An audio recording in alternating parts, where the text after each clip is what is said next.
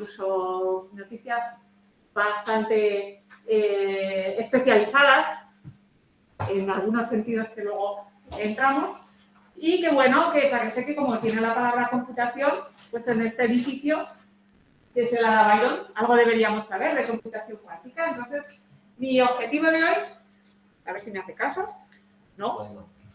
Bueno, pero no pasa nada porque le sé dar a avanzar página. Es hablar de qué es esto de la computación cuántica, pero para los que estamos aquí, es decir, los estudiantes o no estudiantes ya de ingeniería informática, ¿vale? Queremos ver un poco cómo vemos desde la informática qué es esto de la computación cuántica, ¿vale? Esto no es una charla desde la física, ¿vale? Y el interés que pueda tener la física en todo esto, pues puede ser diferente de lo que voy a comentar hoy, ¿vale? Pero yo os voy a decir mi punto de vista desde el punto de vista de la informática o computer science. Bueno, cuántico, ¿qué quiere decir eso de cuántico? Bueno, pues a poca física que hayáis visto en vuestra vida, sabéis que existe la mecánica cuántica, que pretende entender qué ocurre con las partículas muy pequeñas, subatómicas, por debajo de un átomo. Sabéis que dentro de los átomos que forman la materia hay algo dentro, unas partículas, pues un poco las leyes que regulan cómo se mueven o que podemos averiguar sobre ellas, pues son lo que se llama mecánica cuántica. No voy a hablar en absoluto de mecánica cuántica y además, lo malo es que estamos grabando, pero yo de mecánica cuántica sé lo básico, ¿vale? Pero aún así es muy interesante intentar entender qué es esto de la computación cuántica, ¿vale? Una de las cosas que os sonará quizás, de lo poco que hayáis oído de mecánica cuántica, es unos ciertos principios, principalmente uno solo, pero yo lo podría decir en varios, de incertidumbre. Hay cosas que no se pueden saber, ¿vale? Que es una ley física que no puedo saber a la vez, pues algunos datos o información sobre lo que ocurre con una partícula en un cierto instante. Entonces no me voy a meter ni siquiera en intentar explicar qué es lo que se puede saber y lo que no, pero suena, ¿no? Que hay algo ahí que si la partícula pues tendrá sus ciertas características de movimiento, pero observables no son, ¿vale? Hay una cierta... los principios de incertidumbre, que ya digo que no quería iniciarlos directamente, tienen que ver con que yo puedo saber pues, una acumulación de características de una partícula, ¿vale? Juntadas de una cierta manera, pero si intento ver cada una de ellas por separado, no puedo. ¿Vale? Bueno, sigamos. Entonces, ¿qué es lo que voy a contar si no voy a hablar de física? Bueno, pues lo que quiero contar, sobre todo, es contaros en 10 minutos qué es esto del modelo ideal de la computación cuántica, que yo creo que es muy interesante, que lo vamos a entender muy bien desde nuestra experiencia con la computación clásica. Luego, por contaros un ejemplo concreto, os quiero contar el algoritmo más famoso que hay en computación cuántica, que es el algoritmo de factorización. Ya os contaré qué es eso de factorizar. Factorizar, pues es partir un número entero en dos, que al multiplicarlo sale el número, pero luego lo recuerdo, por si acaso. El famoso algoritmo de factorización de Shor. Luego vamos a hablar de la realidad. La realidad no es tan bonita como los modelos ideales, o por lo menos no es tan perfecta. Lo de bonito y feo, pues ya depende de uno. ¿Vale? Entonces os voy a contar, una vez visto el modelo ideal, pues cuál es la realidad. La realidad es, a día de hoy, bastante más limitada. ¿Vale? Entonces hablaremos un poquito de esto. Hablaremos también, pues un poco de comparar eso con lo que vemos en los periódicos. El segundo que pone ahí la realidad es simplemente unas cuantas fotos de titulares de prensa bastante golosos, ¿vale? Y mis propias conclusiones. Todo esto es una visión muy personal, pero yo creo que podría ser compartida por muchas personas que lo miren desde el punto de vista de la informática, ¿vale? Empezamos por el principio. La primera idea es cómo se guarda la información en computación cuántica, ¿vale? Nosotros estamos acostumbrados pues, que a la unidad mínima de información, lo que guardamos en memoria con lo que operamos, son los bits, ¿vale? Corresponden a dos valores formales, que son 0 y 1. Quizás, pues como habéis visto electrónica sabéis un poco más de cuál es un poco la realidad física de ese 0,1, pero podemos, la equivalencia entre que un bit es un 0 o un 1 y lo que podemos representar y operar físicamente está bastante cerca, ¿vale? Entonces, realmente hemos conseguido bajar el error tanto que nos podemos creer que nuestra memoria física almacena ceros y unos. Y está muy, muy cerca la realidad del valor con el que luego pretendemos operar. Nosotros, por eso, entonces nuestra realidad del bit está muy asentada. Lo que hacemos en computación cuántica es partir de una medida de información, de una unidad, básica de información diferente que se llama qubit. Por cierto, sí, está escrito ahí. Lo he escrito a la española, ¿vale? Porque yo creo que la forma correcta sería qubit con una T entre la U. Por supuesto, lo que más encontraréis si hacéis búsquedas pues es en inglés, como escrito con una Q y obviamente sin acento, pero vamos, bastante reconocible. ¿Y qué es un qubit? Bueno, pues ya os digo que yo lo voy a contar desde el punto de vista informático. Entonces, resulta que tenemos dos estados básicos, ¿vale? Que se representan así entre esos angulitos, ¿vale? El 0 y el 1. Son como dos estados básicos, ¿vale? Entonces, un qubit es una combinación de esos dos estados, ¿vale? Una combinación quiere decir que es un alfa por el estado 0 más un beta por el estado 1. Por cierto, ahora que os veo a todos copiando, lo digo, me habían comentado vuestros profesores, bueno, yo también soy profesora de teoría de la computación, habíamos decidido que como se ha hecho un poco tarde esta charla, quizá el tema del resumen esta vez no lo vamos a pedir. Así que no salgáis todos por la puerta corriendo.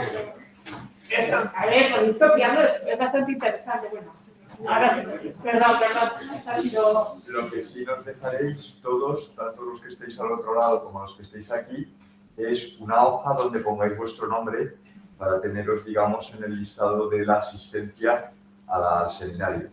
Bueno, vale, así podemos recoger vuestra asistencia. Esto me lo han recordado desde el minuto 1, pero ya se me ha ido un poco la luna. Vale. Pero no rompáis la hoja que estabais copiando. Esto está muy chulo, ya veréis. Esto de los qubits es un minuto, ya veréis qué majo es. Pues la cuestión es que lo que guardamos, lo que tenemos en una unidad de información, es una combinación de ceros y unos, ¿vale? Un qubit es un poco 0 y un poco 1. Exactamente, que es eso de un poco. Bueno, por un lado, el alfa y el beta son dos números complejos. ¿Os acordáis de los complejos, no? Parte real y parte imaginaria. ¿Vale? Pues cada uno de esos dos, alfa, por ejemplo, es a más de i, ¿vale? Lo que i es la raíz de menos 1. ¿Vale? Buena, ¿no? Vale. Entonces, lo que tienen que cumplir esos dos complejos, ¿vale? Es que si cogemos el módulo, ¿vale? Que ya sabéis que es, pues si el complejo es a más de i, el módulo es raíz de a cuadrado más b cuadrado. Si sumamos esos dos módulos al cuadrado, pues sale 1. ¿Vale? O sea, es que lo que tengo en alfa y en beta son dos complejos y la suma de sus módulos al cuadrado es 1. De alguna manera, ¿qué representan? Bueno, pues esto es un poco el tipo de estados que puedo tener en un sistema cuántico. Mientras no miro, ¿vale? Tengo un poco de 0 y un poco de 1. ¿Qué es eso de un poco? Bueno, pues en algún sentido ese alfa y ese beta, ¿vale? Que se llaman amplitudes complejas, pues representan un poco cuánto soy 0 y cuánto soy 1. ¿Vale? Entonces, de alguna manera, la probabilidad de que sea 0 tiene que ver un poco con el módulo de alfa, ¿vale? Y la probabilidad de que sea 1 con el módulo de beta. ¿Vale? Entonces, ¿cómo funciona esto de los qubits? O sea, que yo tengo no un 0 ni un 1, sino un poco de 0 y un poco de 1. Bueno, pues un poco la idea es distinguir bien, primero, el estado de ese qubit, ¿vale? Que es que si no miras, lo tienes todo, ¿vale? Tienes alfa, tienes beta, si no miras, el estado en el que está en el sistema es un poco de 0 y un poco de 1. Y exactamente ese poco está cuantificado por el número alfa y el otro poco por el número beta. Pero si miras, y si quieres observar lo que hay ahí, solamente ves una de las dos cosas. ¿Qué quiere decir eso? Pues que con una cierta probabilidad, que viene cuantificada por el módulo de alfa al cuadrado, ves el 0. Y con otra probabilidad ves el 1. Solo ves uno de los dos. O sea, tú miras ¿vale? Y, pues por ejemplo, con 30% de probabilidad verás el 0 y con 70% verás el 1, ¿vale? Pero solo ves uno. O sea, si tú observas, ya solo tienes un valor, ¿vale? O sea que un qubit es potencialmente pues, un poco de 0 y un poco de 1, ¿vale? Pero cuando observas ya, te quedas solo con una de las dos cosas, ¿vale? Esto es un poco una de las grandes ideas importantes de la computación cuántica, ¿vale? Que hay que diferenciar entre los datos que yo tengo y los datos que puedo utilizar. O sea, claro, yo para ver el resultado lo tengo que mirar, si no miro no sé nada. Entonces yo hago una serie de operaciones, pero a la hora de la verdad, cuando observo de cada qubit solo veo un bit, ¿vale? Pero potencialmente mientras opero, pues yo tengo todo, ¿vale? O sea, de alguna manera, mientras no miro, pero no mirar puede incluir hacer cambios y operaciones sobre esos bits, ¿vale? Entonces yo puedo ir haciendo operaciones mientras no mire, pero en el momento en que ya observo el resultado, ya por cada qubit solo tengo un bit. Pues esa es un poco una de las ideas interesantes de esta forma de calcular, ¿vale? Entonces, solo ves uno de los dos, ¿eh? También esa observación es un poco probabilista, ¿vale? No vas, si tú tienes un qubit, pues tienes una cierta probabilidad de ver un 0 o ver un 1. Solo ves uno de los dos, ¿vale? Pero no es que sepas seguro cuál vas a ver, ¿vale? Bueno, y si en vez de un qubit tengo dos, pues un poco pasa lo mismo, pero con dos posibilidades. Tengo dos qubits, ¿vale? Cada uno de esos dos qubits, pues, tiene pues, un poco de 0 y un poco de 1, ¿vale? Entonces, la forma de representar que tengo dos qubits es cada una de las cuatro posibilidades de tener 0 y 0, 0 y 1, 1 y 0 y 1 y 1. Cada una de esas cuatro posibilidades existe en mi pareja de qubits, ¿vale?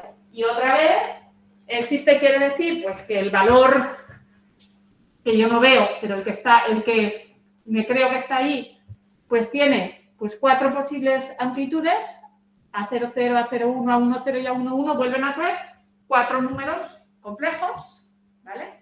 Que otra vez también, si sumo los módulos al cuadrado, me tiene que salir 1, ¿vale?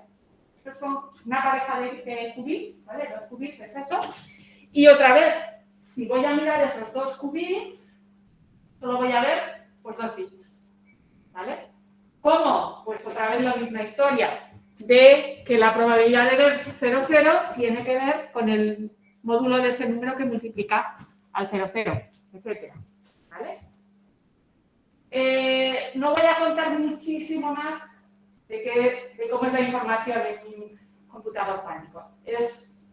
Hay muchas más cosas. Quiero decir, por ejemplo, cuando yo cojo dos qubits, exactamente todos los valores seguramente no voy a poder tener y también hay una cierta ventaja en algunas configuraciones que ni voy a mencionar que se llaman entanglement o, ¿cómo se dice en español? Entrelazamiento. ¿Vale? Hay algunos valores que un poco, si sobre todo tienes el 0, 0 y el 1, 1, ¿vale?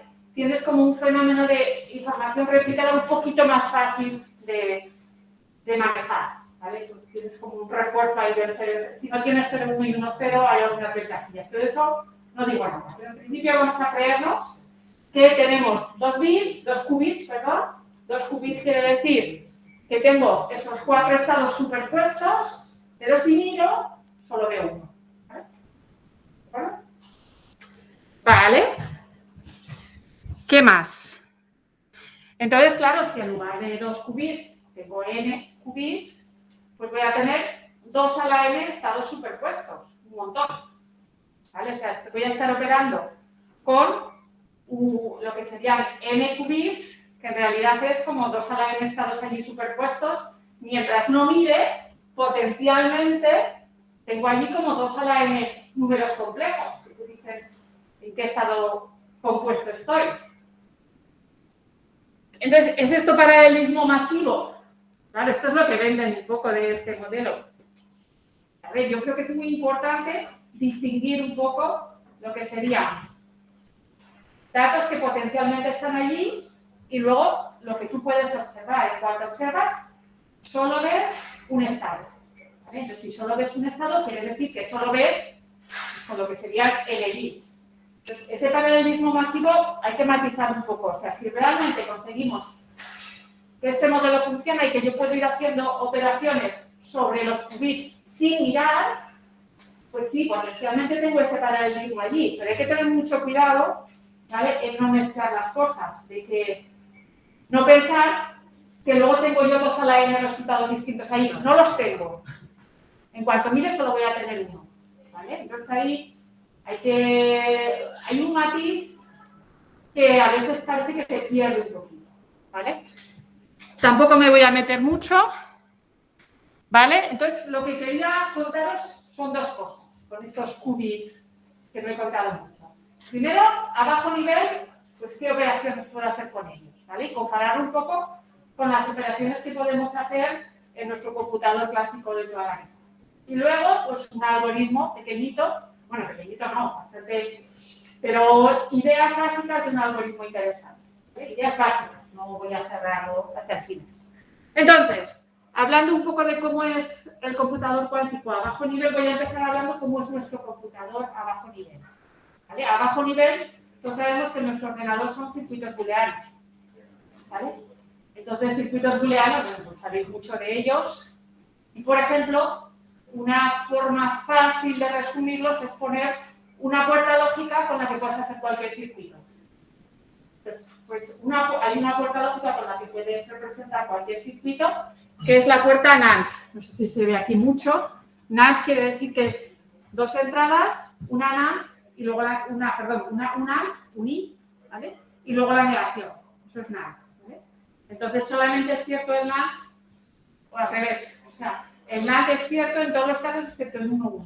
¿Vale? Si las 2 entradas son true, true, te sale falso. En todos los demás casos sale true, ¿vale? Os suena en NAND. Bueno, pues con puertas NAND yo puedo hacer cualquier circuito, ¿vale? Entonces está bien como punto de partida, porque ahora si veo un poco lo que me cuesta hacer un NAND en cuántico, con una buena idea de si puedo hacer cualquier circuito de los que ya podía hacer en clásico, lo puedo hacer en cuántico, ¿vale? Aquí bien, ¿no? O sea, NAND, una puerta NAND, es un tipo de puerta, es facilito, es NOT AND y ya está.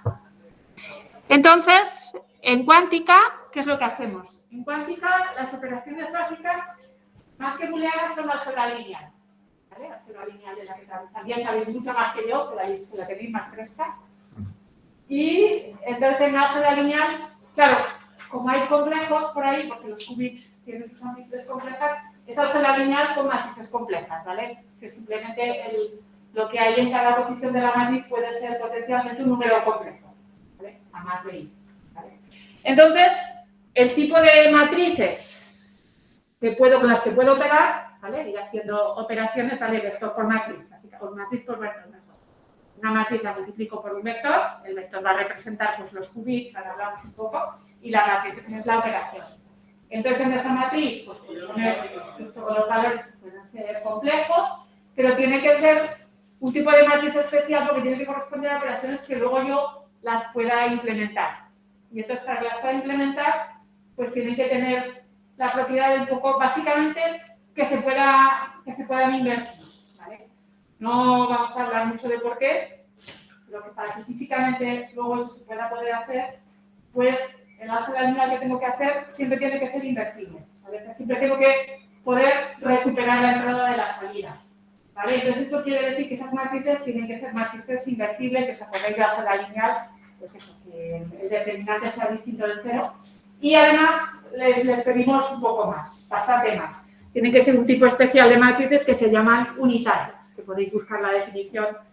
Un tipo de matriz simplemente quiere decir que si cojo, como es una matriz compleja, cada número complejo lo sustituyo por el conjugador, que es cambiar el más i por menos i o menos i por más i, y luego hago la traspuesta, pues me sale la inversa. Aquí la inversa es relativamente fácil de sacar. Por ejemplo, yo que sé, si tenéis matrices diagonales que solo tienen valores no cero en la diagonal, ¿vale? Pues ahí podéis rápidamente pensar, vale, pues si yo tengo un número complejo que tenga módulo 1 en cada punto de la diagonal, es fácil ver, pues que claro, el conjugado es el que me va a dar la inversa. Bueno, lo pensáis un poco y sabéis. Es un tipo de matriz, ¿vale? tienen que ser unitarias, que quiere decir algo sobre que si coges y haces el conjugado y luego haces la traspuesta, pues te sale la inversa. Entonces, ¿qué pinta tienen? Bueno, pues aquí he puesto para 2 bits, por ejemplo. ¿Vale? Para 2 bits, 2 qubits, perdón. Pues esto sería una transformación legal, que sería, pues ya sabéis, como son 2 qubits, pues hay 4 complejos ahí, las 4 amplitudes, y, por ejemplo, esta matriz, que es casi la identidad, solo tiene cambiados los 2 valores de las últimas 2 filas, ¿vale? Ese 1 y ese 0 están como cambiados, en realidad lo que causa es una permutación, ¿vale? Pues esta, por ejemplo, es una de las posibles operaciones que yo puedo hacer, porque la matriz esa obviamente es unitaria, ¿vale? Entonces, bueno, obviamente lo pensáis un momento, pero es fácil ver. Este es el tipo de cosas que se pueden hacer con computación cuántica, ¿vale? Multiplicar una matriz por lo que son los qubits, ¿vale? Simplemente esto sería como el bajo nivel de la computación cuántica, ¿vale? Un poco lo que sería comparable a los circuitos booleanos. ¿Vale? Entonces, bueno, más o menos solo con esta idea por encima uno dice, vale, entonces todo lo que puedes hacer en mi computador lo puedes hacer en cuántica. Sí, ¿vale? Hay que hacer alguna pequeña trampa, pero un poco la idea es que voy a coger y voy a hacer cada puerta más. ¿Cómo lo hago? Bueno, pues las trampas son por varias cosas. Claro, como necesito pues una transformación, hacer álgebra lineal que sea invertible, claro, si me quedo solo con el NAND, pierdo mucho, ¿vale? Entonces, lo que voy a hacer invertible, pues es una operación que sea, tengo como entrada X, Y, y le tengo que poner un bit más, ¿vale? Tengo que hacer más trampa todavía, tengo que hacer como poner un bit de control. Pues si pongo X y un 1, pues es fácil hacer con álgebra lineal de tipo de Anders, es decir, matrices unitarias, calcular, pues, que sería devolver la entrada XY y luego el NAND de XY, ¿vale? Os lo pongo como ejercicios, podéis entretener e intentarlo, os lo escribo aquí. Más que nada, claro, lo que quiere decir es que tienes que poner una matriz, y al multiplicarla por estas 8, por ese vector de 8, ¿vale? Que salga, pues, por ejemplo, solo te interesan en realidad los casos en los que el tercer qubit es 1, ¿vale? Vosotros podéis poner lo que quieras, son de relleno. Cuando el bit de control es 1, por ejemplo, pues si tengo 0, 0, 1, lo que quiero que devuelva es las 2 primeras entradas, el X y el Y, tal cual, sin tocar, y luego del tercer bit, el NAND, ¿vale? Entonces el NAND de 0, 0, si no me equivoco, es 1, ¿verdad? Y las otras 4 filas interesantes, que son pues 001, 011, todas las que acaban en 1, ¿vale? Por ejemplo, esta última, el 111, sería copiar el 11 y como último qubit, pues el NAND de 11, que es 0. Bueno, pues sale ahí una matriz B, que la podéis intentar hacer vosotros y que es fácil ver que es invertible, es muy sencillo. Entonces, con esto ya sé que sí, que realmente todo lo que yo pueda hacer con computación clásica lo puedo hacer en cuántica, ¿no? De alguna manera hay una forma, yo no sé si la llamaría sencilla, de cada circuito booleano convertirlo pues, en una transformación lineal del tipo de las que se pueden hacer en computación. Esto se llama puerta de Toffoli. Por si alguien, o sea, por supuesto, os podéis hacer vosotros la matrística, podéis buscar, hay montones de información sobre computación cuántica en la red. Y, por ejemplo, IBM pues, tiene un tutorial bastante amigable.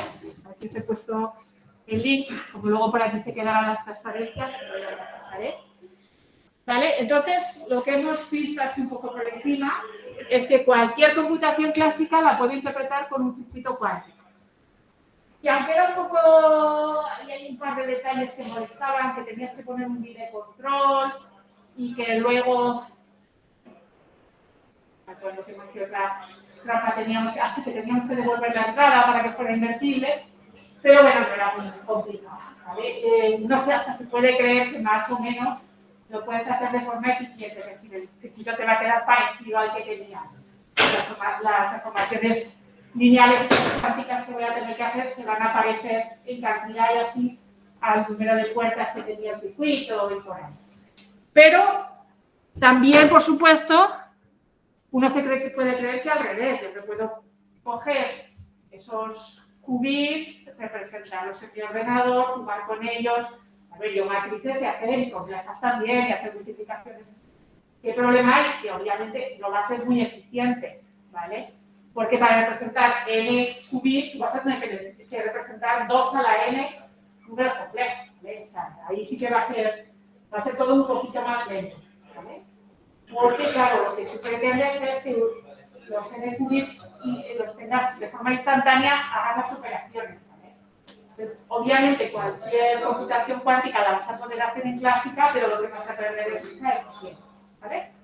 Hasta ahí nos quedamos que los qubits sí, muy interesante, el 0 y el 1 superpuestos, si mío solo veo uno, que lo clásico se puede hacer en cuántico y lo cuántico en clásico pero lento, ¿vale? Entonces, para terminar así las cosas seguras, os voy a contar un algoritmo solo. No es que Eva lo vaya a contar mucho, pero vamos a hablar de factorización. ¿Alguien sabe lo que es factorización? Bueno, nada, es simplemente que si a mí me dan el número 35, ¿vale? Averiguar que 35 es 5 por 7. Eso es factorizar, ¿vale? Para números pequeñitos uno lo ve de lejos, pero es un problema que para números muy grandes es bastante peludo, ¿vale? Os sonará a lo mejor los sistemas de clave pública, RSA, utilizan mucho que factorizar no lo sabemos hacer muy rápido, ¿vale? Si os suena un poco RSA, hay una clave pública que la puede ver todo el mundo y tu clave privada que solo la ves tú. Y aunque no conozcáis mucho RSA, en la clave privada yo tengo dos números primos, P y Q. En la pública está P multiplicado por Q. ¿Vale? Y quien sabe la pública no puede reconstruir la privada, ¿vale? Eso sería un desastre porque entonces se haría pasar por ti, leería tus mensajes, firmaría tus mensajes. Entonces, resulta que tiene que estar muy claro que a partir de P multiplicado por Q no voy a poder sacar P y Q muy rápido o suficientemente rápido. ¿Vale? Entonces, este problema de factorizar, pues sería encontrar los dos factores de un número, sería una forma de romper RSA. ¿Vale? Y RSA está ahí vivito y coleando y muy bien. ¿Vale? Entonces, resulta que en el año 99, sí, en el 99, ¿no? Pues sí. No, en el 99 se publicó el artículo. ¿Cuándo saldría? También es una que es de principios de los 2000, pero no lo sé. Claro, no, pero el 99 es un artículo publicado en revista. Yo creo que cuando yo estaba en Barcelona ya salió, pero no estoy segura. Entonces, bueno, en algún momento de los 90 salió un famoso algoritmo cuántico que conseguía factorizar. O sea, eso que rompe RSA lo conseguían de forma eficiente. ¿Vale? Y por otro lado, fijaros, RSA se sigue utilizando mucho para proteger información que vale mucho dinero. ¿Vale? Es verdad que todo hay que ponerlo con matices, RSA se utiliza cada vez con claves más grandes, pero el motivo es pues, que cada vez hay más potencia de cálculo para hacerlo en plan cálculo exhaustivo. Pero realmente no hay algoritmos que factoricen rápido y que funcionen para romper RSA. Y sin embargo hay uno cuántico. Ahí empezamos a ver por dónde van los tiros. O sea que la realidad y el modelo ideal van un poco lejos. ¿Vale? Entonces os cuento la pinta que tiene el algoritmo, pues bueno, por poco os matéis si esto suena chino. No es muy difícil este algoritmo de factorización. Básicamente lo que hace, yo quiero factorizar el número n, ¿vale? Quiero encontrar n pues como multiplicación de dos más pequeños que no sean 1, claro, no sería una tontería. Entonces lo que hace el algoritmo más o menos es elige aleatoriamente un número, que podría ser un factor entre 2 y n-1, ¿vale? Y primero mira a ver si de ahí me sale un factor. ¿Vale? Entonces miras lo que es el máximo común divisor, MCD es máximo común divisor entre A y N, y si no es 1, eso ya te da un factor. ¿Vale? El máximo común divisor sería un factor. Otra cosa es que si sale 1 ya no te va a ganar. Si te sale 1, lo intentas sacar de otra manera. Y ahí es donde entra un poco la cuántica. Si te sale 1, tienes un número de forma que A a la N, perdón, perdón, de que A módulo n, perdón, es 1. ¿Vale? En el caso 3 es que no se ha cumplido el 2. Entonces, si no se ha cumplido el 2, has encontrado un número A que es primo con N, igual os suena, que no tiene ningún factor común con N. ¿Vale? Entonces, ¿qué hacemos? Entonces, lo que hacemos es intentar encontrar a cuántas veces tengo que elevar A sobre sí mismo para que me salga 1 cuando hago módulo n. Módulo n es resto, dividir por n, me quedo con el resto, ¿vale? Porque fijaros, como el máximo común divisor de A y n es 1, ¿vale? Eso quiere decir que no hay ningún número que divida a la vez a los dos, ¿vale? Pero A módulo n, pues será lo que sea, puede ser un número cualquiera, no tiene por qué ser 1. Al final, el ir haciendo a cuadrado, a cubo, a la cuarta, pues tiene que acabar. En algún momento tiene que empezar a repetir otra vez a la r, que te salga 1 módulo n. Hay una razón. No, todo esto es relativamente simple teoría de números, ¿no? Cuando manejas un poco divisores, primos, todo eso, bueno, pues se sabe que a la r módulo 1, para algún r, ya será 1. ¿Vale? Entonces, si encuentras ese número más pequeño del periodo, que sería de A a la R, módulo n, ¿vale? El número en el que vuelves a repetir otra vez, pues de ahí también hay una manera de sacar un divisor de n. ¿Cómo? Bueno, la verdad es que si R es impar no vale. O sea, si te sale el R impar, ese periodo de A a la R módulo n, ¿vale? Ese punto en el que repites, si te sale un impar, tienes que volver a empezar. Si te sale par, de ahí sacas un divisor.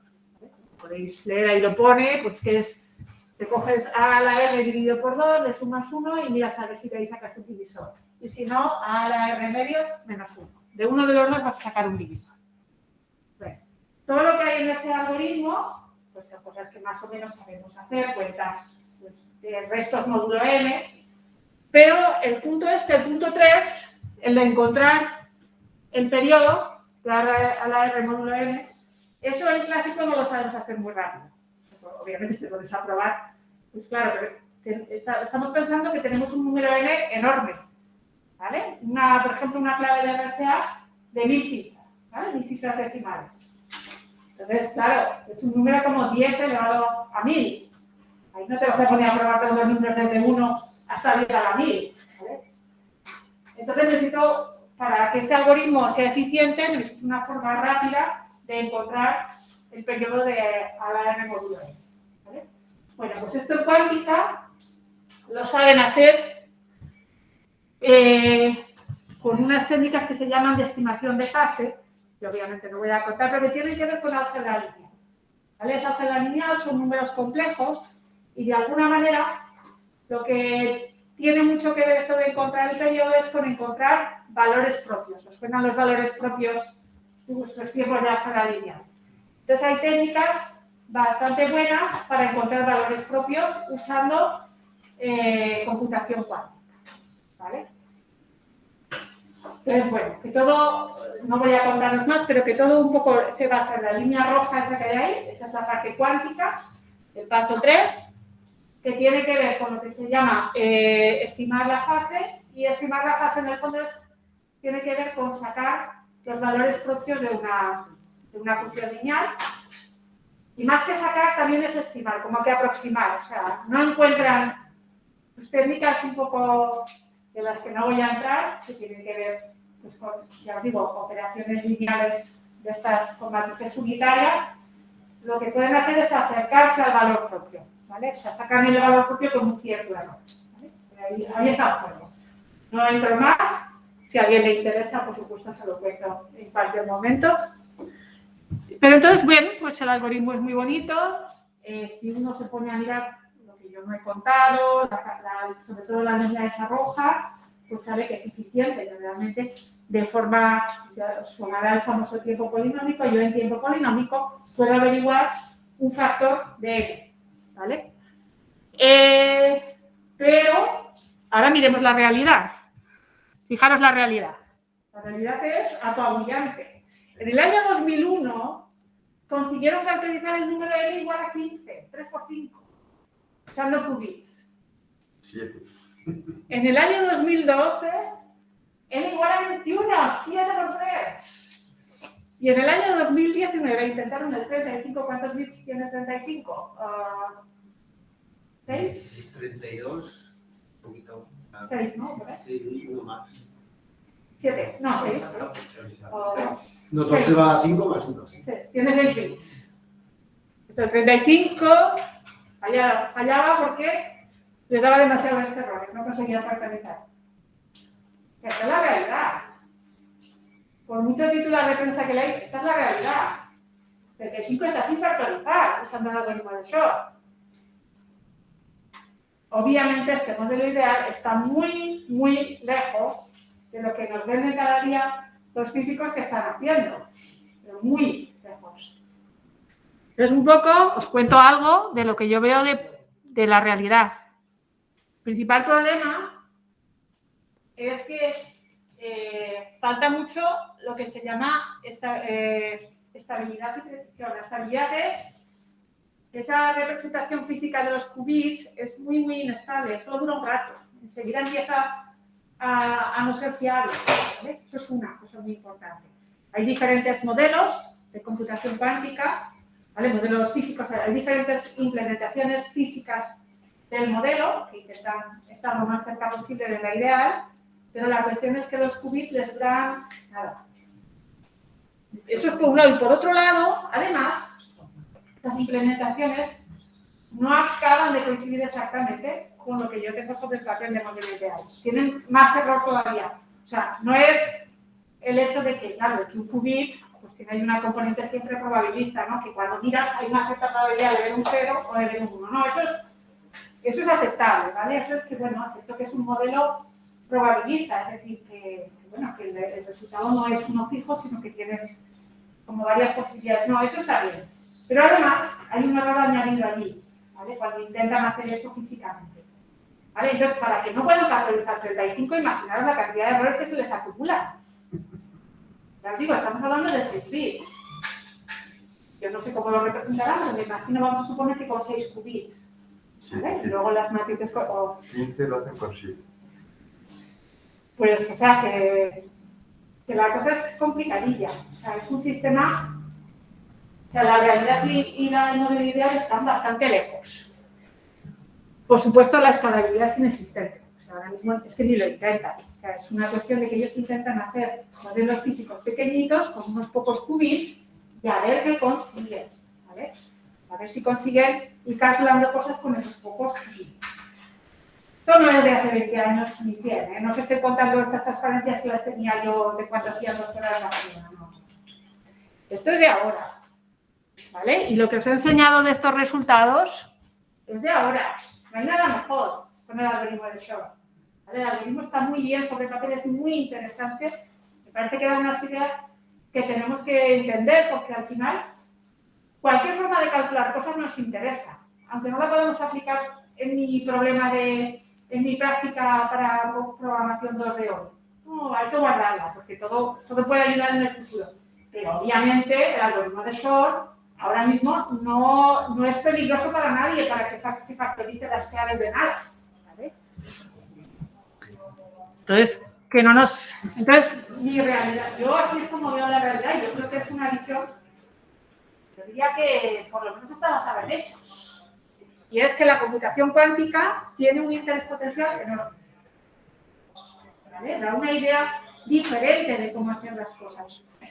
Pero a corto y a medio plazo no tiene un interés computacional práctico. Da igual lo que leáis. ¿Vale? Os voy a enseñar los titulares para que los analicemos ya como final de la historia. Bueno, si hacéis una búsqueda de computación cuántica, no sé qué es en español, pues no sé, si lo buscáis en inglés aparecen muchas más. Te empieza a aparecer, LG se une a la red de computación cuántica de IBM. Me imagino, pues esto debe ser la leche, debe ser unas máquinas enormes con montones de información. ¿No? Son unos intentos muy interesantes, pero de una escala muy pequeña. La escala es enana. Que no os vendan otra cosa. Si os apetece trabajar para IBM en el laboratorio cuántica, meteros y averiguáis la realidad, que es interesante, pero es una escala muy modesta. ¿Vale? Si seguís mirando noticias, pues aparece la computación cuántica moverá 7.600 millones en 2027. Primero, esto del dinero y de un poco que se financia cuando se trata de investigación y tal, tiene tantas comillas. ¿Por qué decidimos meter el dinero en una cosa y en otra? Los gobiernos, los ejércitos, todo esto es siempre. Y por otro lado, yo se lo enseño a mi marido que trabaja en investigación de verdad. Y se ha reído. A ver, los 7.600 millones en todo el mundo no es nada. O sea, ni siquiera ahora ya están. Porque es verdad que cuando empezaron hace unos 30 y tantos años, así, había mucho dinero, mucho más del que yo creo, sinceramente, personalmente, del que nos podíamos permitir, se ha gastado esto. Pero bueno, pero es que ahora, 30 años después, yo creo que ya empieza a haber menos excusas para seguir echando ahí el dinero a manos llenas. Otro, Estados Unidos contraataca y adelanta a China con nueva tecnología cuántica. Así, pues va a ser un ataque peligrosísimo, vamos, pobres chinos. O sea, es todo un poco ahí. Y bueno, aquí os he puesto pues una última noticia, que está, que la leáis si queréis, como es en español, de 5 días, que habla, IBM lanzará a primeros de año para uso comercial su último hito cuántico. Pues mira, que ves el artículo. El artículo habla de cosas terribles. De que resulta que ahora tenemos 27 qubits con un nivel de error de un error por cada 1000 operaciones. Ahí va. O sea, ¿os imagináis que vosotros tuvierais que trabajar con un ordenador que hiciera un error por cada 1000 operaciones? ¡Qué horror! Y lo que pretenden es... Van a llegar a...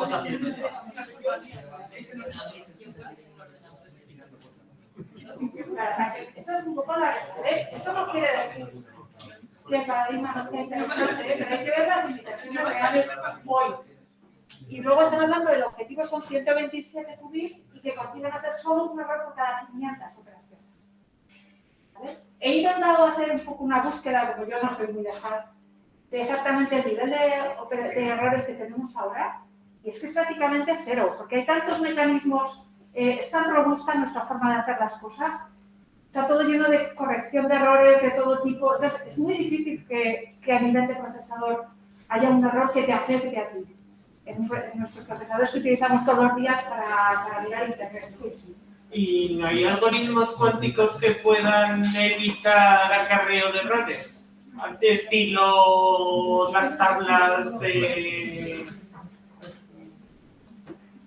A ver, sobre el papel hay muchas cosas y en ese sentido hay bastantes, pero el gap entre lo que hay y lo que llegas a implementar es muy alto, porque es que el número de qubits que puedes manejar a la vez es muy bajo.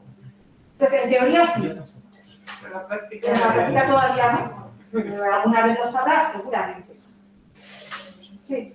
¿La limitación es por una complejidad técnica o por una cuestión de que sea, o por un teorema o un principio?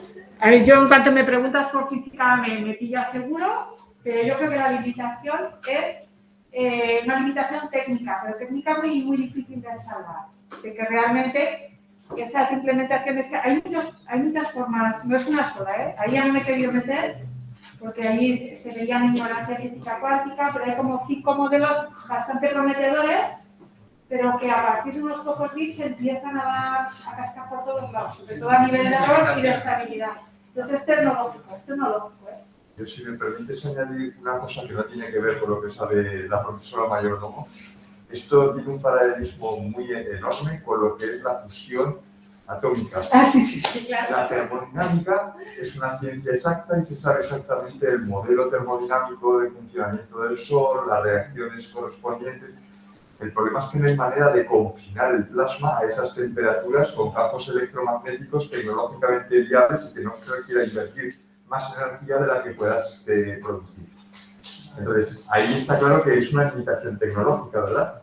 Porque la termodinámica dice cómo funciona el Sol muy bien. Pues aquí ocurre lo mismo. Con un elemento adicional, y es que, para empezar, habréis oído hablar de la mecánica cuántica. No existe una interpretación única de la mecánica cuántica. Es decir, que incluso podría ocurrir, yo no soy un especialista, y a lo mejor el modelo que se ha elegido de interpretación, digamos, o del aparato matemático, pues no fuese el correcto y hay que explorar también el otro. Supongo que lo estarán haciendo.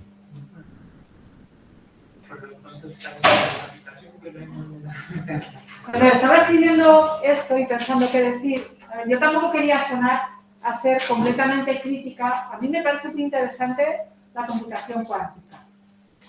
Entonces, claro, en un momento dado me estuve viendo ayer que estaba buscando cada cosa que decía la gente que trabaja en cuántica y dando argumentos. Entonces, pero hay un tema, por ejemplo, más en el que ellos insisten. Ellos dicen, pero lo que sabemos hacer muy bien con computación cuántica es simular sistemas cuánticos. Eso tampoco es del todo cierto, como me están grabando, no, porque ¿qué quiere decir simular un sistema cuántico? Tú, un sistema cuántico lo tienes. ¿Qué quiere decir simular? A ver, puedes mirar a ver qué ves. Entonces, cuando tú haces una simulación computacional, lo que le estás pidiendo a esa simulación es que te dé datos de todo lo que está pasando en ese momento.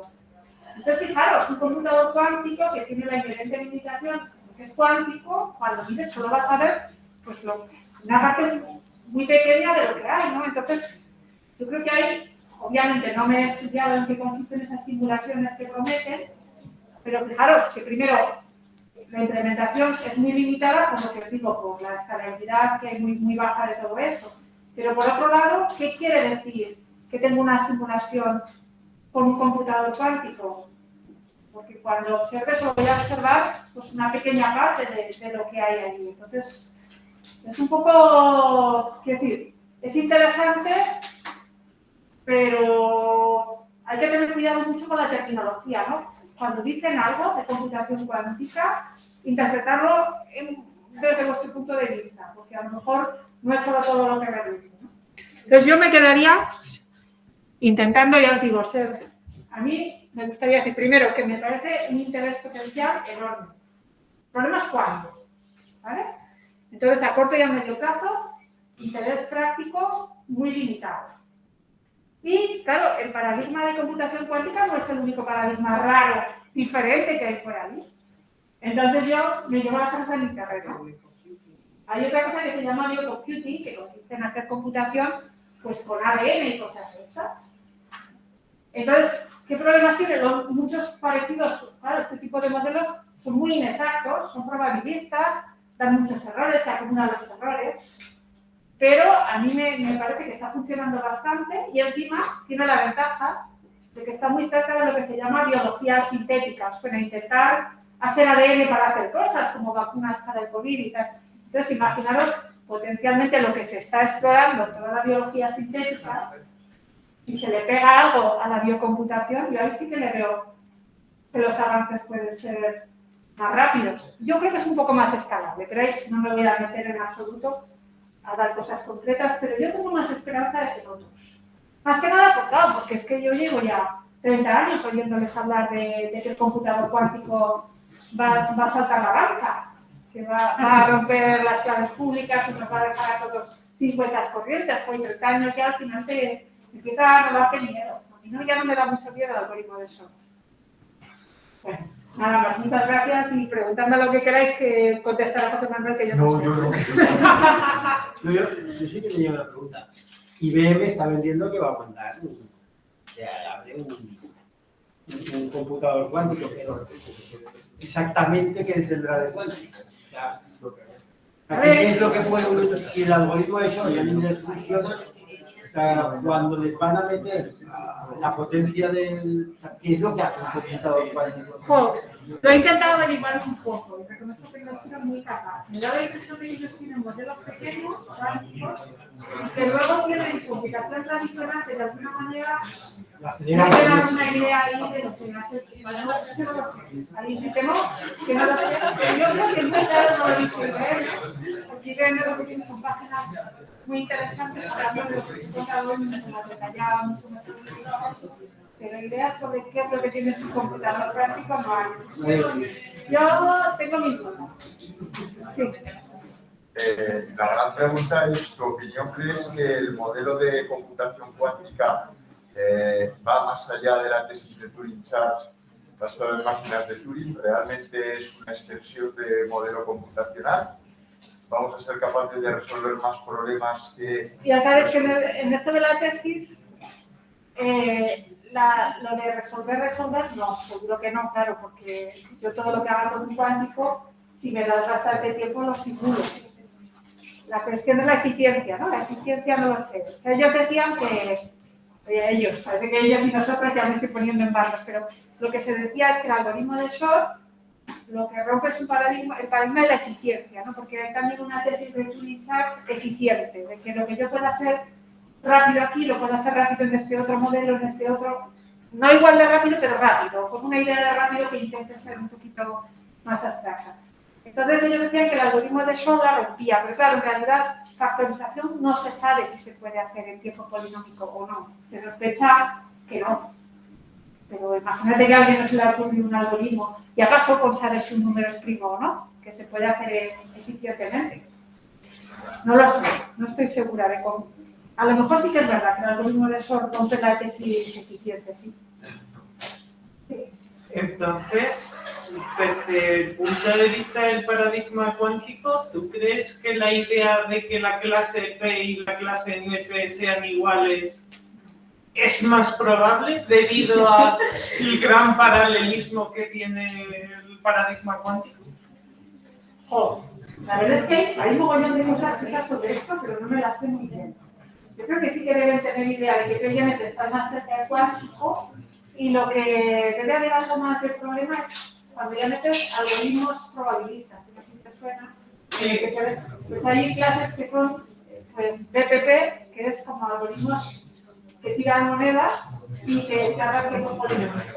Por ahí, lo de cuántico parece que sí que puede hacer una gran diferencia, no lo sé. En cuanto a paradigma temporal, Sí. en cuanto a los tiempos, de si se puede reducir un problema de la clase NP a uno de los problemas de la clase P. Ahora, a ver, ellos, es un poco lo que desde el proceso de factorización, la idea es esa, pero que claro, yo creo que no está, pero sabíamos, si NP cuántico fuera P cuántico, también lo había visto, había salido en algún titular. Yo creo que saber no se sabe. Pero seguramente sospechar igual un poco, pero no estoy del todo segura, pero tendría que mirar un poco. Y una última cosa, en plan, yo sé que algoritmos cuánticos hay muchos, y hay uno en concreto que me interesa mucho, que es un algoritmo que se llama el algoritmo de teleportación cuántica, que coge la información de un sitio y la mueve, porque la cuántica te restringe el que no puedes clonar dos estados cuánticos exactos, no puedes hacer copias, pero sin mover. Mi pregunta es, ya que nosotros como tal somos modelos hechos con información cuántica, ¿se podría de algún modo, en vez de teleportar en el mundo físico una persona de un sitio a otro, teleportarlo a una simulación dentro de un ordenador cuántico? Es una idea muy bonita y muy atractiva, pero no, la verdad es que no tengo ni idea. Yo sé que han teleportado la terrible cantidad de los... Sí, han teleportado el estado de un fotón. Pero Es una idea muy bonita, pero no tengo ni idea si físicamente eso está cerca de... no sé por qué. Ya lo de realidad virtual está todo muy así, pero eso ya sería realidad virtual. En 50 años se ha arreglado. Ojalá. Alguna cosa Como el reactor de fusión, en 50 años el Tomahawk funciona. Bueno, alguna preguntilla más, pero muchas gracias a todos. Ya veis que tampoco es un tema que domine, pero me parece que como mínimo hay que conocerlo. O sea, no sé, de alguna manera el take home message sería que cada paradigma de computación que aparezca por ahí tenéis que por lo menos entender qué hace esta gente y cómo calcula cosas. A lo mejor una vez en vuestra vida es lo que estáis buscando para atacar otro problema. No directamente, pero entonces, a mí me parece que como mínimo entender lo que es un qubit y cómo van funcionando las operaciones, pues lo pondría de tarea para que lo vayáis estudiando por ahí. Bueno, muchas gracias.